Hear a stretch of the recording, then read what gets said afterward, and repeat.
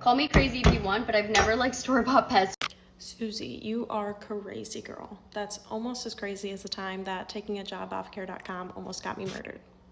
So in 2020, I received a message off care.com from a guy asking if I would watch his dog for him. And it was him and his wife who lived there. They had some older grown kids, but they lived in a different state at the time. And usually I would just go over and let her out and feed her, but sometimes they'd go out of town for extended periods of time and I would actually stay at their house. So in October of 2022, I had been dog sitting for them for about 2.5 years at this point, and I was staying at their house for about a week. They had told me that their 21-year-old son may come home, that he was staying with some friends, he may need to stay the night there for a night or two, but that he would stay up in the attic, wouldn't bother me, and they would let me know that he was coming. So October 30th, going into the 31st, about midnight, I hear somebody come in the front door. I called it a few times saying hello, nobody responded, so I walked out there to go see who it was, and it was their son, and he was out there drinking and offered me a shot. I took a shot, and then I had told him I had to go home because I needed to get clothes for class the next morning, but that I would be back. So I come back, and he was still drinking in the kitchen. This time he was shirtless. He had poured me a drink, and I took it. I didn't think anything of it at the time. I took a few sips, we were talking. Then he started to get kind of weird, started asking a lot of personal questions, and wasn't really answering the questions I would ask him. It just seemed like he was kind of trying to get information or something. So I gave him the drink. I said, hey, I don't want this. I have class in the morning. I don't need to drink, whatever. And he kept trying to pressure me to drink it, saying, no, it's fine. Just drink it, just drink it. And I kept saying no and telling him to drink it, and he eventually took it and poured it down the sink.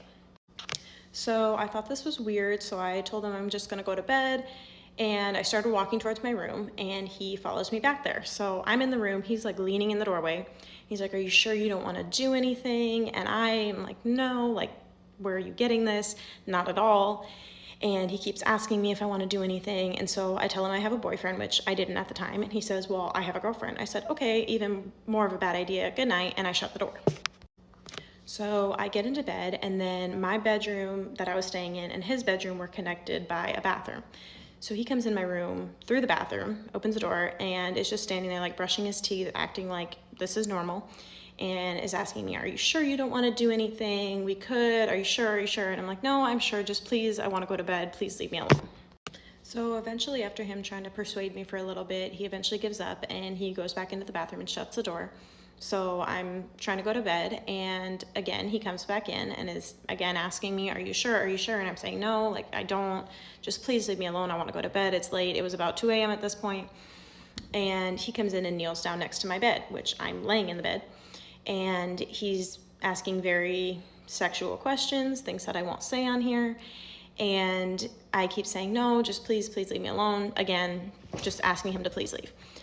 And eventually he gets up and again goes back in the bathroom, shuts the door.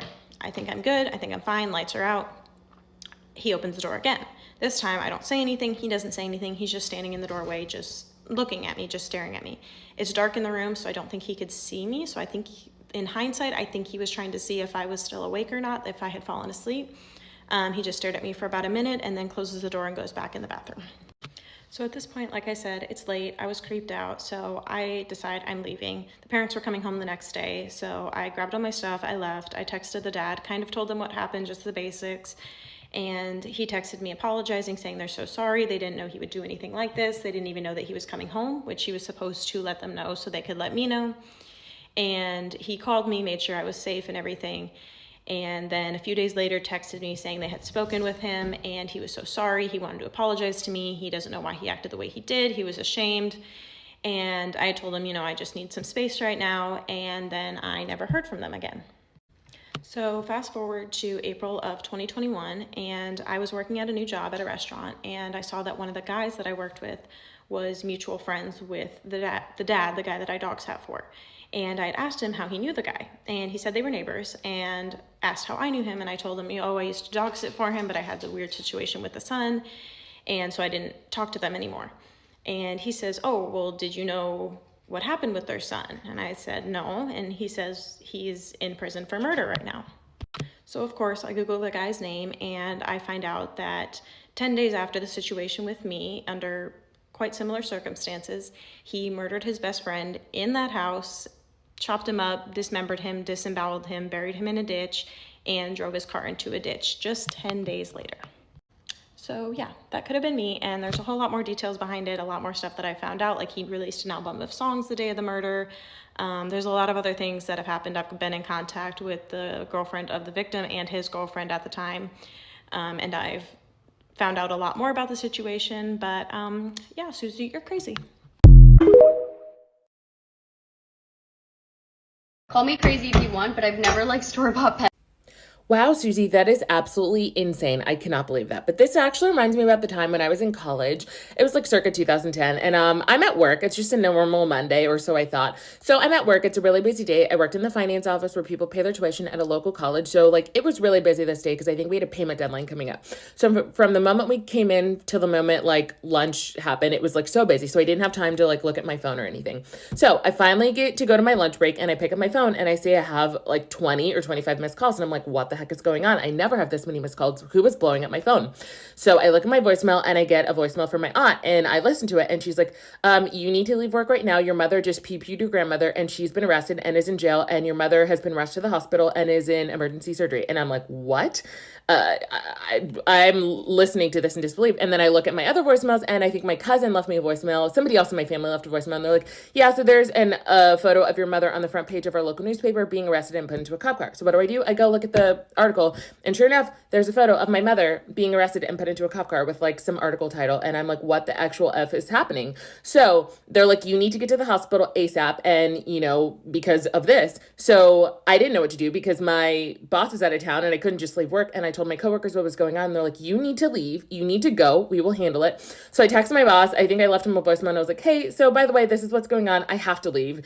And my coworkers covered for me for the rest of the day. So I call my brother because I needed to pick him up because he doesn't drive. And so we go on our way to the hospital. And at this time I called my dad because I live in New York now, but I was living in Florida at the time. And my dad lived in New York. And I was like, hey, Dad, this just happened. I don't really know what's going on, but just letting you know. And we're on our way to the hospital right now because we're going to meet the rest of the family at the hospital. So we get down to the hospital, we're like answering calls, we're doing whatnot. So we get down to the hospital and I met there with some more of my family and we're all just like, what the actual F is happening? Everybody's in disbelief because we're like, what the crap? It's insane. Something you never think will happen to you. And then it happens to you. So we're waiting for my grandmother to be, come out of surgery, whatnot, and more families meeting us at the hospital. So at this time, our uncle who lived in Jacksonville was like driving down from Jacksonville to Orlando once he found out this happened. And this will come in handy later, but we didn't know it at the time. But apparently he had his will in the car of my grandmother who had not been pronounced dead yet. That's important information for later. So anyways, we're waiting there. It's finally late at night. It's maybe like 11 p.m. at night and our grandmother comes out. She makes it out of surgery. And then shortly after, within an hour or so, she sadly passes. May she rest in peace. So now we're dealing with the fact that we've lost our grandmother. And now my mother is in jail for pee-pewing her. So we're like, what the actual F do we do? So nobody really knows what's going on. Nobody knows why did this happen. We're all just very shocked because we're like, this doesn't happen. What is going on? And nobody could get in contact because she's in jail. So you can't just pick up the phone and call. So I think she found a way to call because I guess they give you one free call.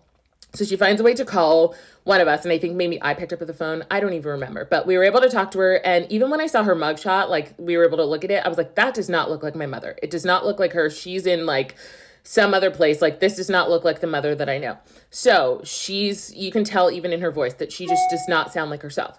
So she called and she's like very remorseful and she's still in disbelief as to what happened and whatnot. So we're trying to figure things out and we're trying to figure out when we can set up to go see her because we're like, what? Why is this happening?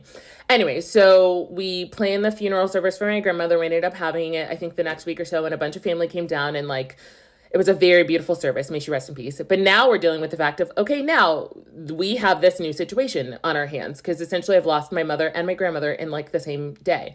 So as we're figuring all this out and they're doing some tests and whatnot while she's in jail, they run some tests and she sees doctors and they end up finding what's called a tumor on her pituitary gland. It's called a myxedema. And a myxedema can cause you, it puts pressure on the part of your brain and can cause you to snap. So I always like to say to people, it's like an episode of Snapped, except it wasn't for the insurance money because my mom's not a cold-blooded pew person, but realize that she just snapped because of this thing was causing mental health issues and whatnot. And it was just a really unfortunate situation. So now we're dealing with this new normal, the fact that my mother's now behind jail and our grandmother's gone and we're all just like in shock still. So weeks go by and as we're figuring things out, we come to find out that our uncle had the will in his car because he realized that after everything was said and done, my grandmother had left money to me, my brother, my two cousins, my aunt, my mom, and then he would only get something after her house was sold and everything was said and done. He might not get anything depending on how much it sold for. And so he thought, I'm not going to let this happen. So he, through the midst of everything, somehow got a lawyer and found some kind of loophole. Don't even ask me how he did this, but he found a loophole, which basically made it so that none of us, not a single one of us, got any single amount of that money. And he then was able to walk away with somewhere of $90,000 to $100,000. And he, in fact, did walk away with all of that money. It was pretty insane. And then amongst all this, he tried to turn our entire family against each other and was pinning things and planting things and like literally trying to tear the family apart over freaking money. And the one thing you'll learn is money will make people do greedy things. So anyways, that's besides the point, but that was an important thing because it taught me that money makes people do greedy things. So while we're figuring all this out, I lost my train of thought. While we're figuring all this out in this new normal and we're trying to figure out like, okay, what's going to happen with my mother?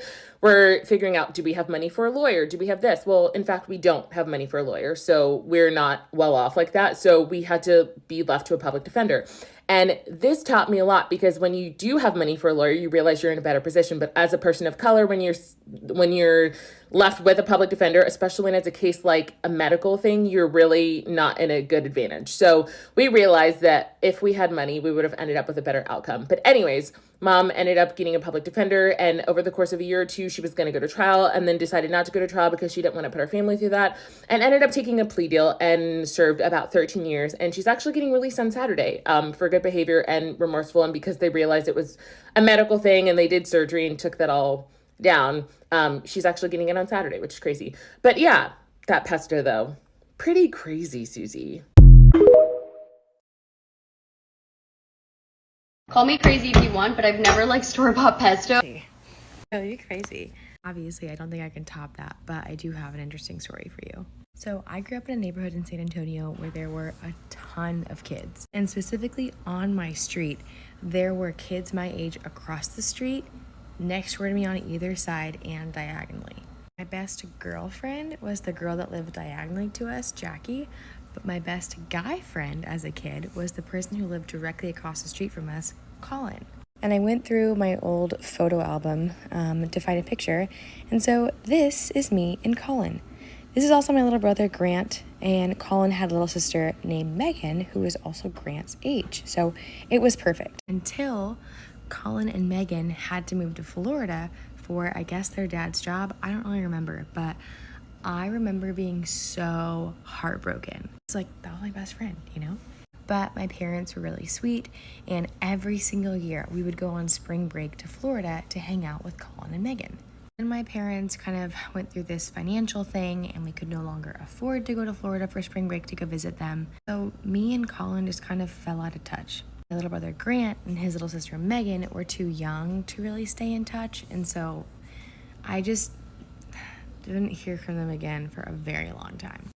2016, I was just like going through literally this old photo album, saw this picture of me and Colin, and was like, oh my God, I wonder what he's up to. So I get on Facebook and I type in Colin Campbell, and a bunch of Colin Campbells come up, but I can't find him. So then I go to Instagram and I type in Colin Campbell. And again, I can't find him, so I'm like, okay, let me try Megan. Type in Megan Campbell, find her. And I'm like, oh my gosh, she's so beautiful. I'm like scrolling through her photos and I find a family photo. I click on that, I find Colin, and I'm like, Colin's kind of cute. So I DM him and I'm like, oh my gosh, hey Colin, how are you? I just found this photo of us. I hope you're doing well. Like, let's do a call sometime, like let's catch up. After a couple of days passed, I didn't hear anything. I like went back on, I think it was Megan's profile first, and yeah, I just had a weird feeling about it. And so I scrolled through her photos and I realized she had stopped posting in like 2014. And at this time, I think I said it's 2016 or 18. I'm not really sure. It's an even number. But then I start going through the comments, and people are commenting like broken hearts and like the dove emojis and like thought of you today. And I'm like, oh no. So I go to Colin's Instagram, and it's the same thing. And like people on Colin's Instagram are like, that was so unfair, rest in peace. And I'm like, what happened. So I Google Colin Megan Campbell, Florida. And Susie, this is where it gets crazy, but also like super sad.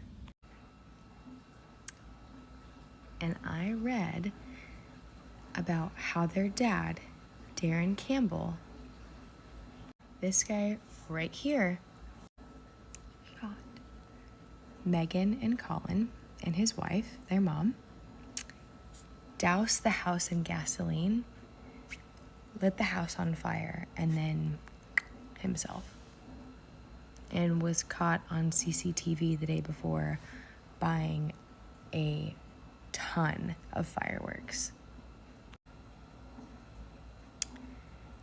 And to this day, I look it up every single year to see if like someone has figured out why he did that. And nobody really has an answer.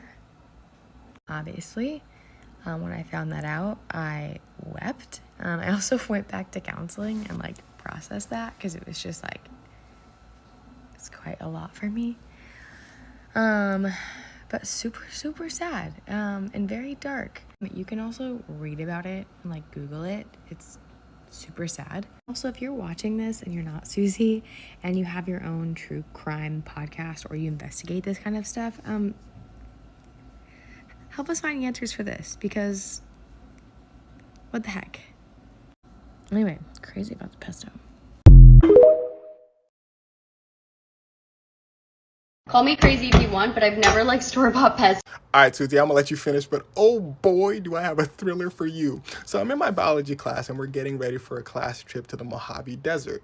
Now in this class, we have a student named George. Now George is what you'd call an elite level school archetype. Like if you found a in his bag, you wouldn't be surprised. Now we're all getting ready to go pack our bags until a mishap happens on the freeway while we're driving. All the bags go flying onto the freeway. We gather up the bags, everybody's good to go, and I see a group of students huddled around a bag.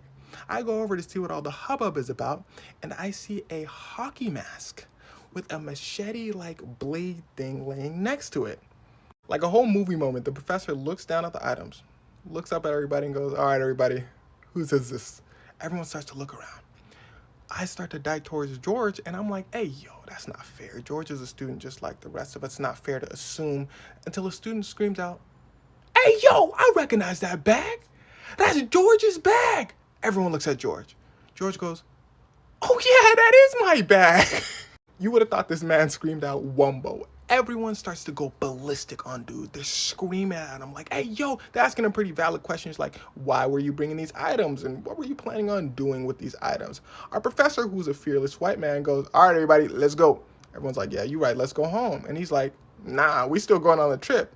Everyone's like, hey, yo. The professor's like, yo, man, hey, man, I've seen camping gear that looks like this all the time. Like, you guys are just being paranoid. You guys are good. Now, me, I'm not worried. You see, me and George were like this. Well, nobody was speaking to him because he was the quiet kid. I was talking to George. I liked George. Granted, he would say some weird things sometimes, but me and George was cool. Now, okay, I was a little bit worried because maybe he'd forget about our friendship in the heat of the moment. So I go over to the professor and I'm like, yo, like, what's going on? The professor's like, nah, you guys are just being paranoid. George? These are exact words, verbatim. George? I'm not worried about George. Now, if you say so, but George is like 6'200". He had all the stats. We're on our way to the trip, and dude who called him out is whispering in my ear. He's talking about, hey, yo, you think George is mad at me? Like, you know him. Like, you think he's upset at me? I'm like, in my head, well, you called him out. But out loud, I was like, nah, bro, you just being paranoid. Like, you good. Like, George, he's not like that. You good. We make it to the trip. Everybody's having a good time until nighttime rolls around. Everyone starts looking around. The demeanor shifts. George is nowhere to be found. In fact, nobody could find him through the rest of the night. Everyone goes to sleep. I wake up to screaming outside of my tent. Now, me, I'm a grown man, but I love me some drama. So I peek out and I go, yo, what's going on? I see the student that called him out and George having a confrontation. I get out just in time to hear George say, I heard everything you said about me last night. The student that called him out goes, you're mad at me for talking shit? You brought a fucking machete to the middle of the desert, no civilization, nothing. Well, and he has a fair point. Then he goes, hey, yo, how did you hear what I said anyway? Everyone looks over to hear what George has to say, and George goes, Well, my tent is right next to yours. Well, okay, that's fair. A few hours goes by and I'm noticing it's about time to leave. I'm also noticing that there's a few less students, probably about 7. Student that called them out, the professor's not there either. I'm having lunch, about another hour goes by and I'm like, okay, like where is everybody? And somebody's like, yo, you didn't know George has been missing for a while. So the professor took a couple students and they went to go find him. Everyone's a little paranoid, but the professor thankfully comes back. All the students are with him except for George. The professor goes, yo, we couldn't find him. It's about 4 hours we were supposed to leave. Everyone starts coming out with crazy theories like he's trying to split us up and all that. The professor's contemplating leaving him and calling the marshals, but he's like, yo, by the time people come over, they won't be able to find him. It's going to be a real danger. He can't be stuck out here in the desert alone. So he says, let's search some more. Let's make a bigger search party. I'm searching for George. It's about an hour and a half. I'm an hour away from the campsite. We've been looking for George for about 5 hours. Couldn't find him. And like a whole, again, action movie moment, I find a candy bar wrapper on the floor. I'm no expert, but I don't think animals in the wild be eating candy bars. So I'm following the trail. I find more snack packets as we're going down. George is a big guy, right? I'm like, Professor, I found a trail, right? We're following the snack packets and we get to a cave inside the side of a cliff. We see snacks, hot Cheeto packets and all that. Now, he's a big guy. I'm not prejudiced, but I'm like, oh, these must be George. Now, we finally figured out where he's been disappearing all weekend, inside of a cave about an hour and a half away from the campsite. We go back to the campsite. Professor's like, okay, we gotta go. We're leaving him. It's about 6 hours in. It's time to go home. And everyone's like, yo, George came back about 30 minutes ago. We're like, where is he? We look in the van and George is just sitting there on the passenger seat staring.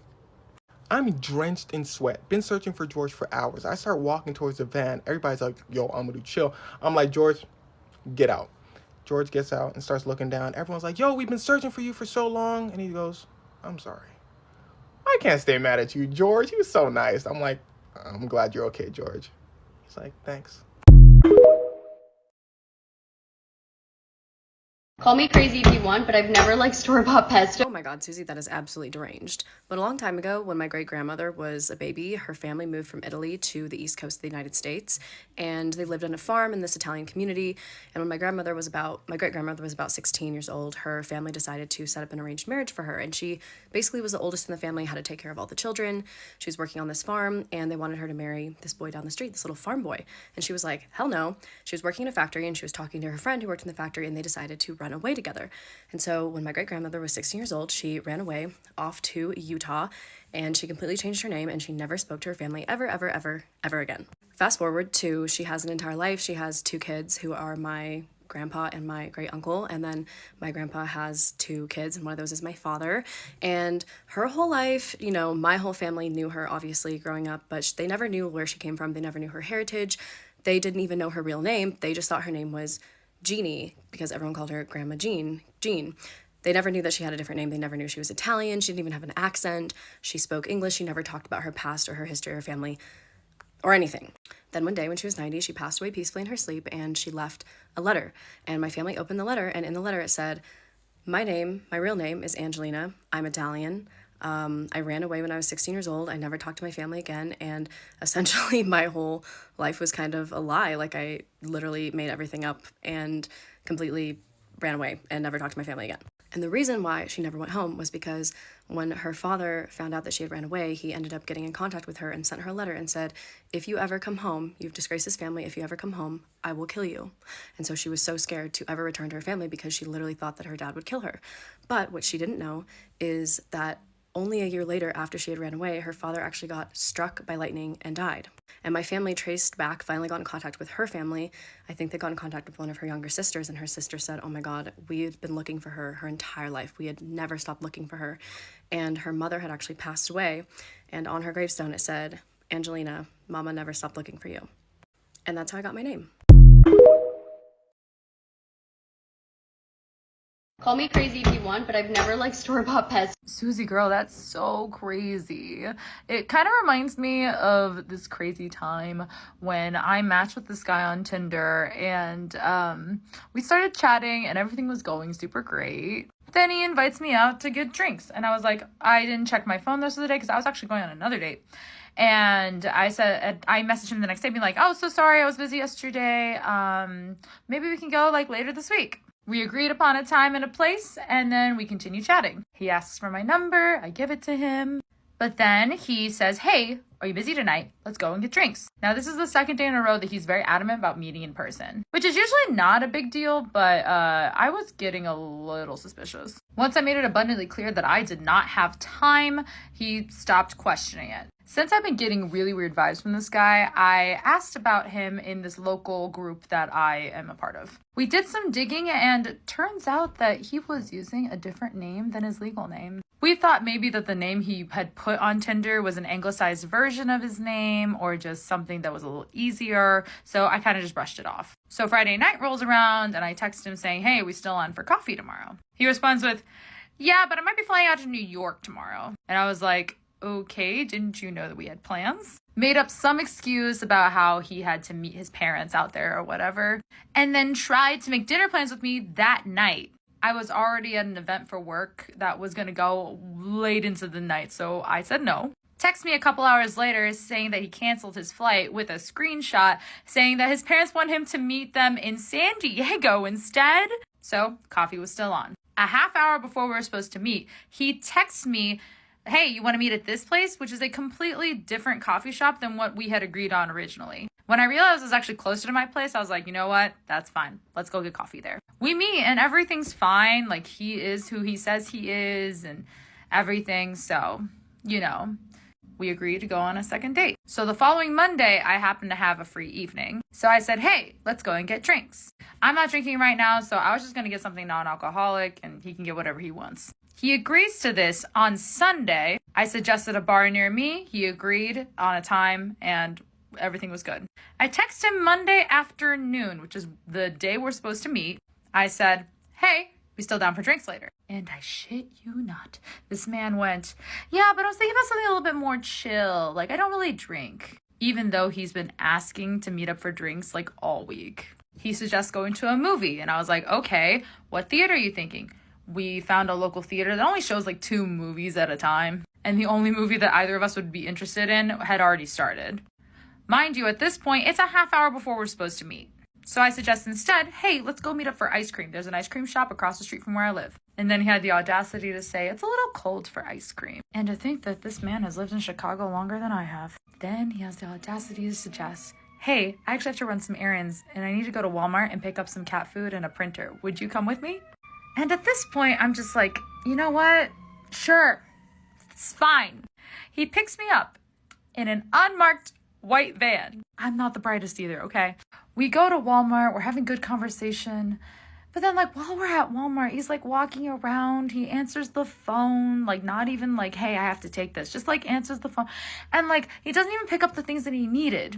I make a comment about how, like, interesting date spot you picked here. And then he suggested we go to, like, a charbroil place, which is, like, pretty common around here. He got a burger, and I got fries, and we're chatting, we're having a good time. Then he drives me back to his garage. And then, we do some stuff in the car. He drives me home. And before, like, I can leave the van and, like, go home, he goes on, like, a 20-minute, just kind of, like, not rant, but just, like, talks about finance and bankruptcy and how he can play the system in order to, like, basically work in his favor. And I'm just sitting there like, what did I get myself into? But yeah, I went home and I haven't heard from him since. But yeah, Susie, store-bought pesto, so crazy.